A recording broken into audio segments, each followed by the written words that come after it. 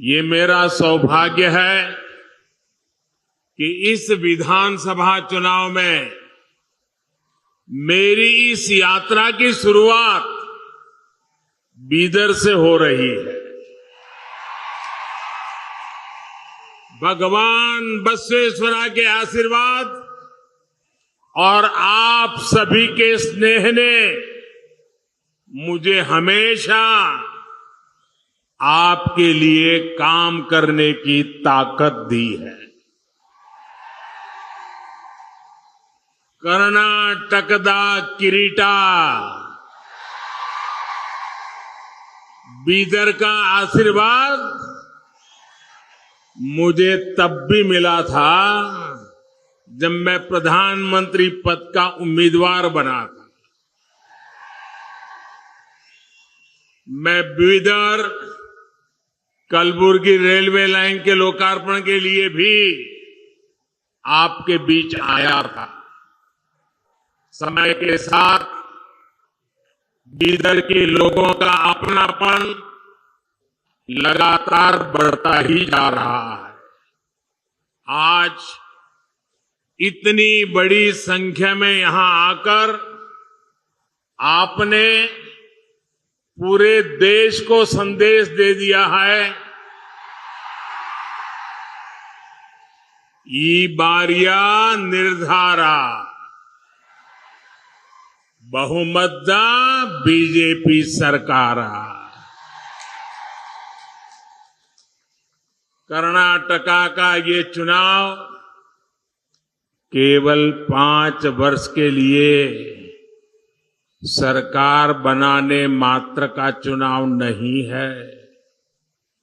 ये कर्नाटका को देश में नंबर 1 राज्य बनाने का चुनाव है। ये विकसित भारत के लिए कर्नाटका की बड़ी भूमिका तय करने वाला चुनाव है। और भारत विकसित तभी होगा जब कर्नाटका का कोना कोना विकसित होगा। विकसित कर्नाटका यानी कर्नाटका के हर अंचल का संतुलित विकास। विकसित कर्नाटका यानी राज्य में विकास के ढेर सारे ग्रोथ सेंटर्स। कर्नाटका की जनता अब अपने इस सपने से पीछे नहीं हटना चाहती।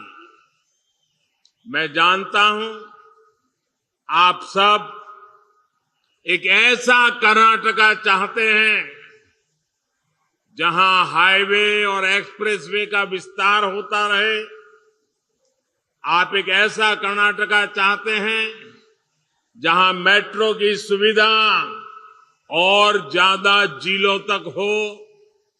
आप एक ऐसा कर्नाटका चाहते हैं जहां अधिक संख्या में वंदे भारत जैसी आधुनिक ट्रेनें चले।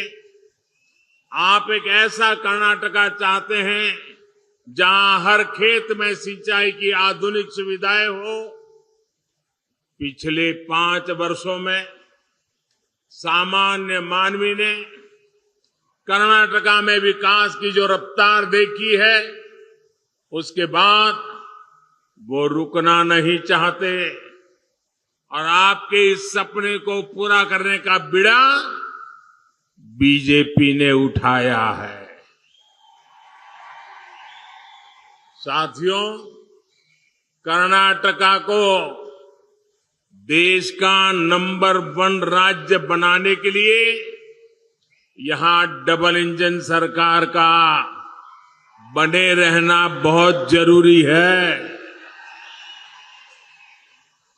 जब केंद्र की बीजेपी सरकार और राज्य की बीजेपी सरकार की डबल शक्ति लगेगी तो कर्नाटका को नंबर 1 बनने से कोई नहीं रोक पाएगा।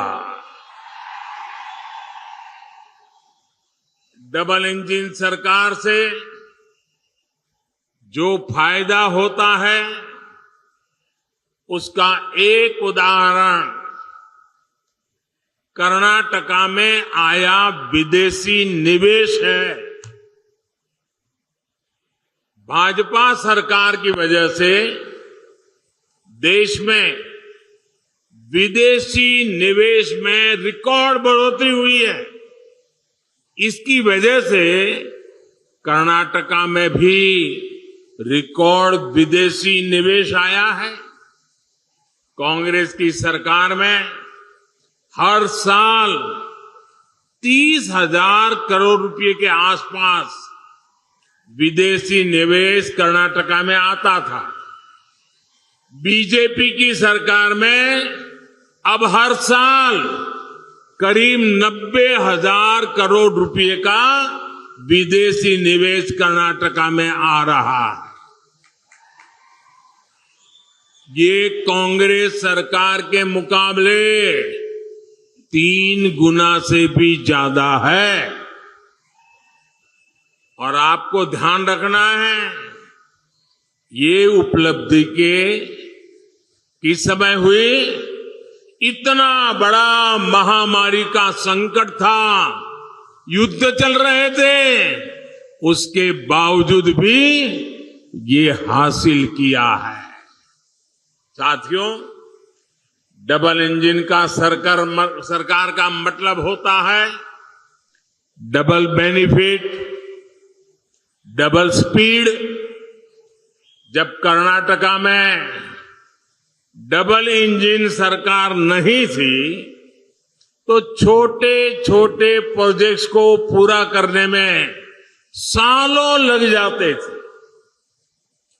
पानी की कमी क्या होती है, ये कर्नाटका के किसानों, यहां की माताओं बहनों से बेहतर कोई नहीं जान सकता। कांग्रेस सरकार उसके समय देश भर में 100 से ज्यादा ऐसी सिंचाई योजनाएं थी जो दशकों से लटकी हुई थी। बीते 9 वर्षों में दशकों से अधूरी 60 से ज्यादा सिंचाई परियोजनाओं को हम पूरा कर चुके हैं। इनमें से अनेक प्रोजेक्ट कर्नाटका के भी हैं। यहां बीदर में भी महकर लिफ्ट इरिगेशन परियोजना जैसे अनेक सिंचाई के प्रोजेक्ट पर आज तेज गति से काम चल रहा है।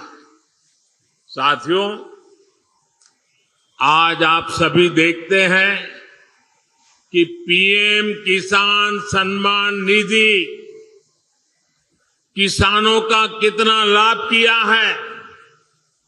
अब छोटे छोटे खर्चे के लिए किसानों को यहां वहां भटकना नहीं पड़ता। लेकिन मैं आज आपको एक और बात बताना चाहता हूं।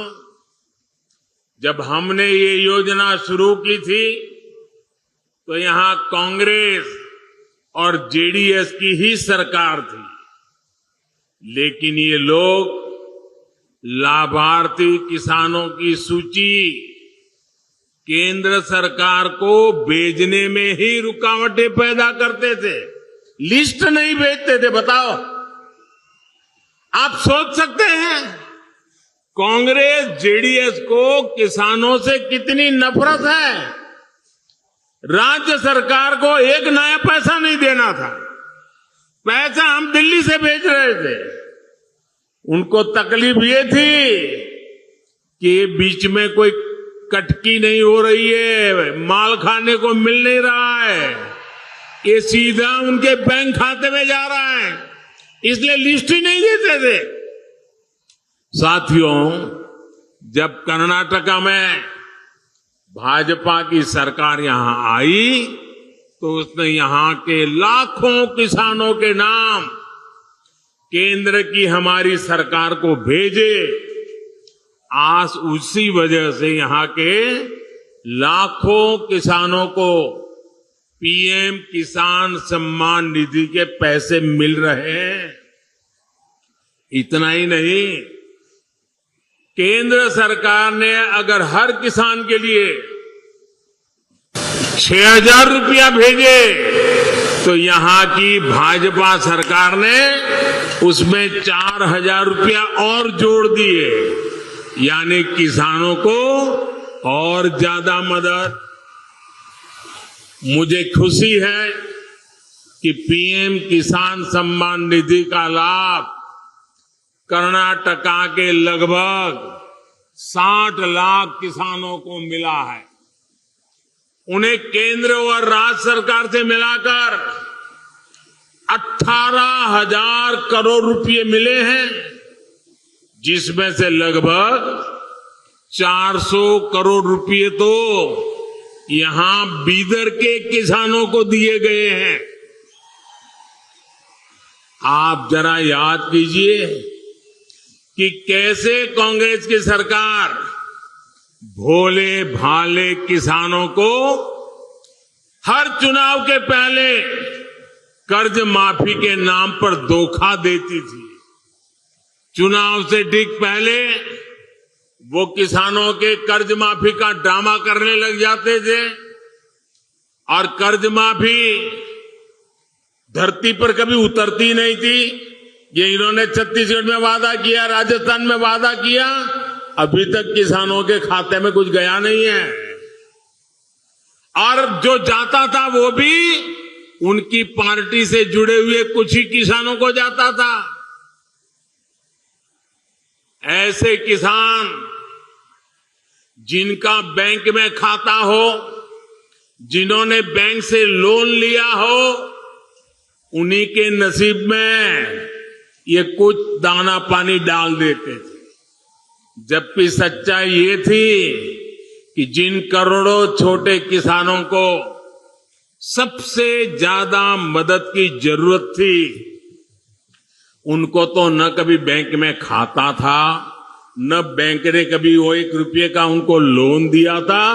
वो तो बेचारे बाहर से, बाजार में से, साहूकार के पास से महंगे ब्याज से कर्ज उठाते थे और कर्ज माफी का फायदा उनको तो कभी नसीब ही नहीं होता था।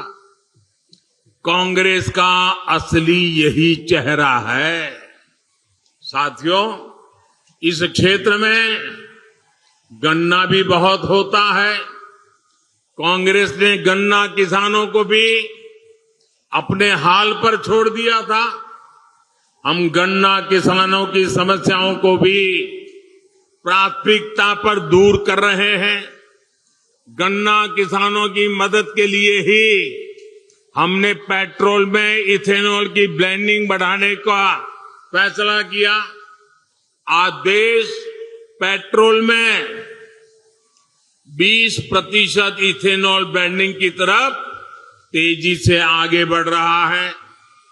कांग्रेस सरकार के समय देश में सिर्फ 40 करोड़ लीटर इथेनॉल का उत्पादन होता था।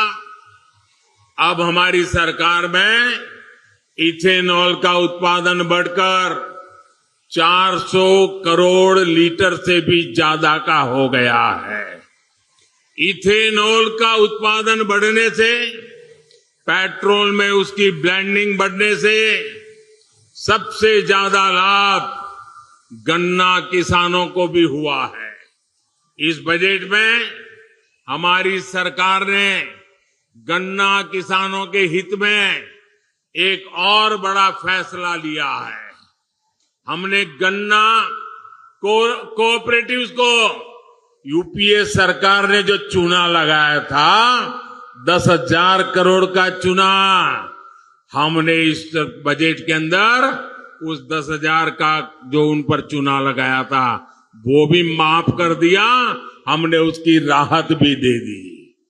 इसका भी लाभ देश के गन्ना किसानों को मिलेगा। हमारी सरकार ने मिलेट्स, श्री अन्न को अंतर्राष्ट्रीय बाजार तक पहुंचाने का भी अभियान चलाया है। हमारे यहां तो ज्वार की रोटी आप लोगों को बहुत पसंद है, घर घर में खाई जाती है। ये ज्वार और उसकी रोटी जब दुनिया के कोने कोने में पहुंचेगी तो उसका भी लाभ यहां के किसानों को होगा। साथियों, गरीब की तकलीफ कांग्रेस को कभी समझ नहीं आई। उन्होंने गरीबी देखी नहीं है। और कांग्रेस वो दल है जो विकास में भी राजनीति करती है, रोड़े अटकाती है, नकारात्मकता में भरी पड़ी है। इसका एक उदाहरण गरीबों को पक्के घर देने की योजना भी है। ये योजना तो 2019 से भी पहले से चल रही थी, लेकिन जब तक कर्नाटका में कांग्रेस की सरकार रही, उसने गरीबों के घर बनाने की स्पीड धीमी कर दी। गरीबों के साथ कांग्रेस इस अत्याचार को बीजेपी सरकार ने ही रोका। डबल इंजन की सरकार बनने के बाद हमने यहां घर बनाने की स्पीड को और तेज किया। देखते ही देखते 9 लाख के आसपास पक्के घर मिलना गरीबों को तय हुआ। इस योजना के तहत करीब 30,000 घर यहीं बीदर में ही बन रहे हैं। 30,000 घर आप कल्पना कर सकते हैं।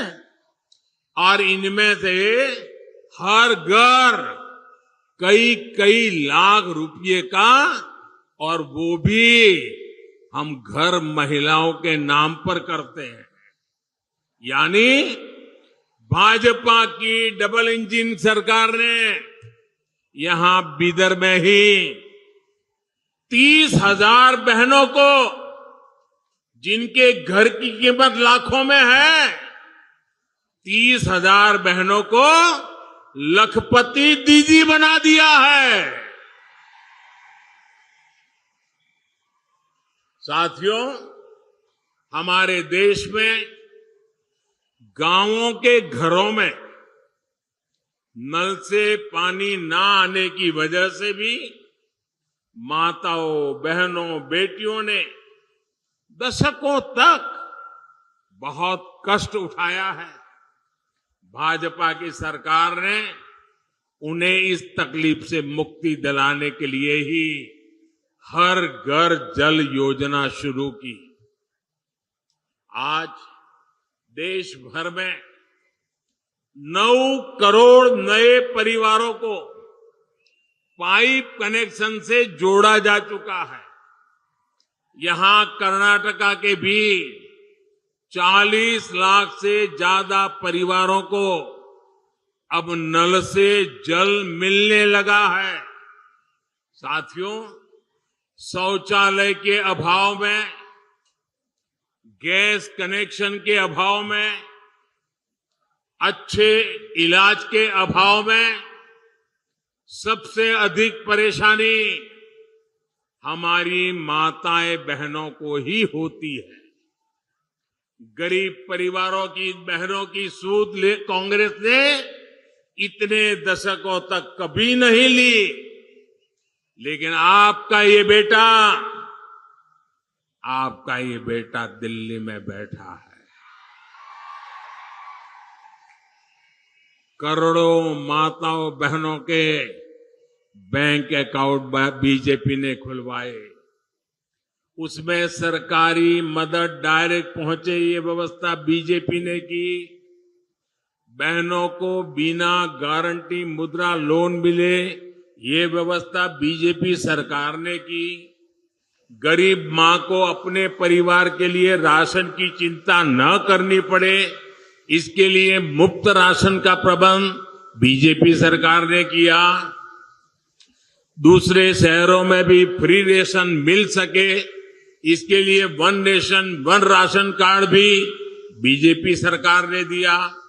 हमारे बंजारा साथी, उनकी भी सूद कांग्रेस ने कभी नहीं ली। ये बीजेपी सरकार है जिसने उन्हें प्रॉपर्टी का अधिकार दिया, उन्हें विकास के अवसरों से जोड़ा। यही सबका साथ, सबका विकास, सबका विश्वास और सबका प्रयास का सुशान है। और साथियों, बीजेपी के इन सेवा कार्यों के बीच कांग्रेस ने क्या किया? कांग्रेस ने सिर्फ समाज को बांटा, जाति, मत, पंथ के नाम पर बंटवारा किया। कांग्रेस ने शासन के नाम पर सिर्फ तुष्टीकरण को बढ़ावा दिया। कांग्रेस की बेरुखी का सबसे बड़ा प्रमाण हमारी बीदरी आर्ट है। कुछ दिन पहले बीदरी आर्ट की दशकों तक सेवा करने वाले साथी शाह रशीद अहमद कादरी को पद्म पुरस्कार मिला। कांग्रेस की सरकार ने उन्हें सिर्फ हताशा दी थी, निराशा दी थी। भाइयों और बहनों, बीदर एक भारत श्रेष्ठ भारत की तीर्थस्थली है। गोराटा यहां से ज्यादा दूर नहीं है। गोराटा में किसानों के बलिदान को कांग्रेस ने भुला दिया था, सिर्फ इस डर से कि कहीं कांग्रेस का वोट बैंक नाराज ना हो जाए।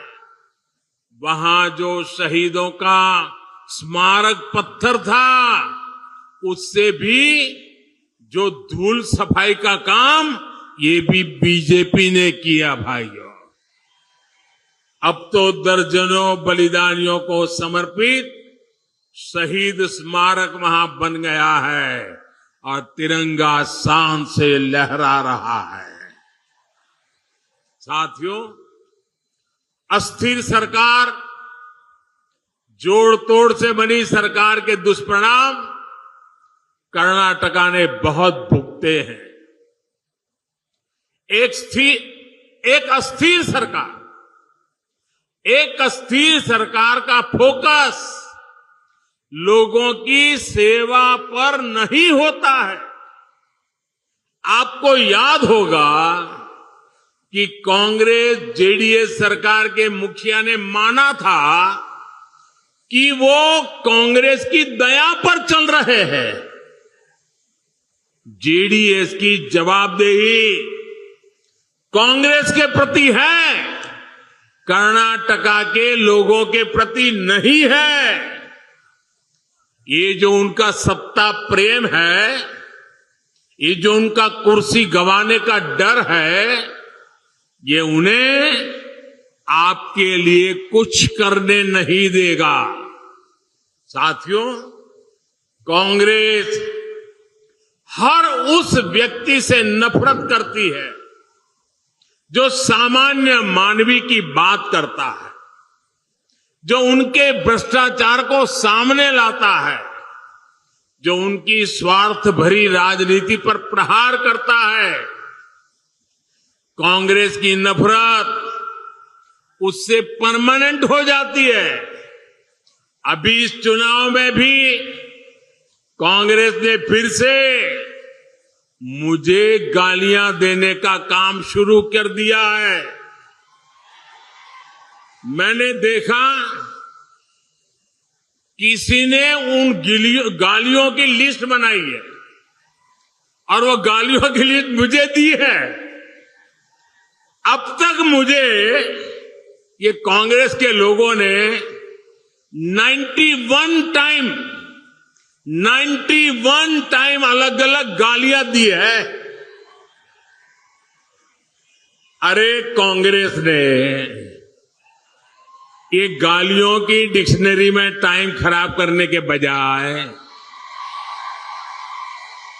अगर इतनी मेहनत उन्होंने गुड गवर्नेंस के लिए की होती, कांग्रेस कार्यकर्ताओं का उत्साह बढ़ाने के लिए किया होता, तो आज कांग्रेस की ऐसी दुर्दशा न होती, ऐसी दयनीय स्थिति नहीं आती। लेकिन साथियों, जो भी गरीब के लिए काम करता है, जो देश के लिए काम करता है, उसे अपमानित करना ये कांग्रेस का इतिहास है। मैं अकेला नहीं हूं जिस पर इस तरह के हमले किए गए। आपको मालूम है, पिछले चुनाव में चौकीदार चोर चलाया, फिर आगे बढ़ गए मोदी चोर चलाया, फिर पूरा ओबीसी समाज चोर है चलाया, और अभी तो चुनाव की शुरुआत हुई कर्नाटका में, और मेरे लिंगायत भाइयों बहनों को भी चोर कहने की हिम्मत कर दी। कांग्रेस के लोग कान खोल करके सुन ले, आपने जब जब जिसको गाली दी है, उन्होंने आपको ऐसी सजा दी है, ऐसी सजा दी है, आप दोबारा खड़े नहीं हो पाए। इस बार कर्नाटका में भी ये गाली का जवाब, इनके सम्मान पर जो चोट पहुंची है, उसका जवाब वोट से दिया जाएगा, वोट से दिया जाएगा। भाइयों बहनों, जब ये लोग मुझे गाली देते हैं, अब इतनी गालियां हो गई 91, और उनके टॉप मोस्ट नेता देते रहे, कोई ऐसे नहीं, छोटे मोटे कार्यकर्ता नहीं। और तब मैं सोचता हूं कि भाई ये कांग्रेस ऐसी पार्टी है, उसने तो संविधान निर्माता बाबा साहब आंबेडकर को भी ऐसी ऐसी गालियां दी थी, बाबा साहब को भी छोड़ा नहीं था। एक बार खुद बाबा साहब ने सार्वजनिक तौर पर विस्तार से बताया था कि कांग्रेस उन्हें बार बार गालियां देती है। कांग्रेस ने बाबा साहब को क्या क्या नहीं कहा। कांग्रेस बाबा साहब को राक्षस, राष्ट्रद्रोही, दगाबाज दोस्त, आप सुनकर के हैरान हो जाएंगे। उस जमाने में बाबा साहब जैसे महापुरुष को कांग्रेस ने ऐसी ऐसी गालियां दी थी, कितने ही अपमानजनक शब्दों से वो आए दिन बाबा साहब को अपमानित करते थे। आज भी हम लोग देखते हैं कि कांग्रेस कैसे वीर सावरकर जी को गालियां देती रहती है। कांग्रेस ने देश के जिन महान सपूतों को गालियां दी है, बड़े से बड़े महापुरुष उनकी गालियों के शिकार हुए हैं। और जब ये सब मैं देखता हूं तो मुझे लगता है, चलिए कांग्रेस भी मुझे इतना उन लोगों की तरह सम्मान देती है जो उन्होंने बाबा साहब आंबेडकर को दिया, जो उन्होंने वीर सावरकर को दिया, वैसी ही गालियां मोदी को दे रहे हैं। अब बाबा साहब वीर सावरकर की तरह अगर वो मोदी को गाली देते हैं तो मैं तो इसे उपहार मानता हूं। और कांग्रेस गाली देने में समय बर्बाद करती रहेगी, मैं जनता जनार्दन की सेवा में अपने आप को खपाता रहूंगा। दिन रात काम करूंगा, ज्यादा काम करूंगा। आपके आशीर्वाद से सारी गालियां मिट्टी में मिल जाएगी दोस्तों, सारी गालियां मिट्टी में मिल जाएगी। और कांग्रेस वाले लिख करके रखें, आप जितना ज्यादा कीचड़ उछालोगे, कमल उतना ही ज्यादा खिलने वाला है। भाइयों बहनों, आपके आशीर्वाद से मुझे कर्नाटका की सेवा करने से रुकना नहीं है और ज्यादा सेवा करनी है। पूरी दिल्ली को आपकी सेवा के लिए मुझे लगाना है। इस बार फिर एक बार कर्नाटका को तेज विकास के लिए पूर्ण बहुमत की, ये मेरे शब्द याद रखिए, पूर्ण बहुमत की स्थायी और मजबूत बीजेपी सरकार चाहिए। और इसलिए एक ही बात मैं बार बार कहता हूं, ई बारिया निर्धारा, ई बारिया निर्धारा बहुमतदा बीजेपी सरकारा। कर्नाटका दो डबल इंजन सरकार चाहिए ताकि केंद्र और राज्य सरकार के बीच तालमेल रहे, हर जगह रुकावटें न आए। कर्नाटका को डबल इंजन सरकार चाहिए ताकि इंफ्रास्ट्रक्चर के प्रोजेक्ट में तेजी से पूरे हो। कर्नाटका को डबल इंजन सरकार चाहिए ताकि विदेशी निवेशकों का भरोसा मजबूत हो। कर्नाटका को डबल इंजन सरकार चाहिए ताकि कर्नाटका कांग्रेस का एटीएम नहीं बल्कि देश का ग्रोथ इंजन बना रहे। कर्नाटका को डबल इंजन सरकार चाहिए ताकि केंद्र की गरीब कल्याण की योजनाएं बंद ना हो। भाइयों और बहनों, मुझे पूरा विश्वास है कि 10 मई को भारी संख्या में आप पोलिंग बूथ तक पहुंचेंगे और कमल के फूल पर बटन दबाएंगे। इस बार का वोट विकास के अमृत काल के लिए, इस बार का वोट कर्नाटका को देश का नंबर 1 राज्य बनाने के लिए। आप सभी का बहुत आशीर्वाद हम सबको मिलता रहे। कर्नाटका में भाजपा के उम्मीदवारों को आपका आशीर्वाद उन्हें आपकी सेवा में और ज्यादा परिश्रम करने के लिए प्रेरित करेगा। भाइयों बहनों, इतनी शानदार सभा कर दी, अब ऐसा तो नहीं होगा ना बस अब तो काम हो गया है, चलो जाओ सो जाओ, अब तो जीत जाएंगे, ऐसा नहीं करोगे ना? जरा जवाब दीजिए, नहीं करोगे ना?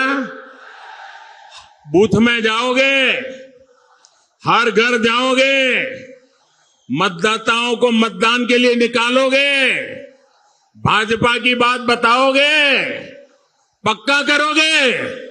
अच्छा, मेरा एक काम करोगे आप लोग? करोगे बताइए, पक्का करोगे?